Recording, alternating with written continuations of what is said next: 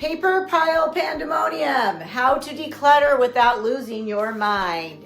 If your home office looks like a paper factory exploded, don't panic, you're just a few shredding sessions away from victory.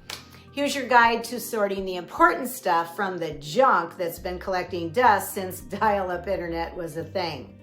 So what to keep forever-ish. So these are the VIPs of paperwork. Guard them like they're the last slice of pizza. Birth certificates, social security cards, passports, you know, the I exist papers, marriage licenses, divorce decrees, and adoption papers, because life can be complicated. Property deeds, car titles, and insurance policies, aka the I own stuff papers. Wills, trusts, and power of attorney documents, the I'll haunt you if you lose these papers. Keep for 7 years because the IRS has a surprisingly long memory. Tax returns and supporting documents, just in case Uncle Sam comes a-knocking. Bank statements tied to taxes. Proof that you weren't just spending your home office budget on fancy coffee. Medical bills, if tied to tax reductions, because prescriptions aren't cheap. These you keep for 1 year. These papers are like house guests. They don't need to stick around forever. Utility bills, until you're sure they got your payment right.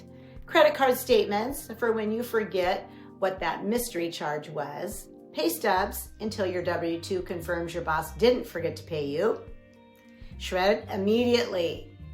Don't give identity thieves a treasure map. Expired credit cards, no, they won't magically work again. Junk mail with personal info. If they spelled your name wrong, bonus points for dramatic shredding. Old receipts, unless you're building a time capsule of past shopping regrets.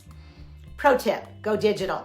Scan important papers and store them securely online. Bonus, no more digging around through a mountain of manila folders when you need your car title or tax return from 2018. Getting your paperwork in order doesn't just clear clutter, it gives you a clear picture of your financial health.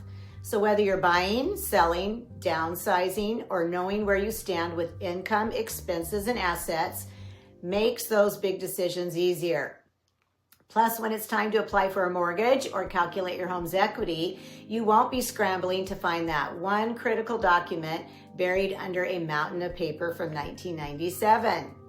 So grab a shredder, a scanner, and maybe a glass of wine. It's time to show that paper pile who's boss. Thanks for watching, and call me if I can help with any housing options or questions that you might have. Bye-bye.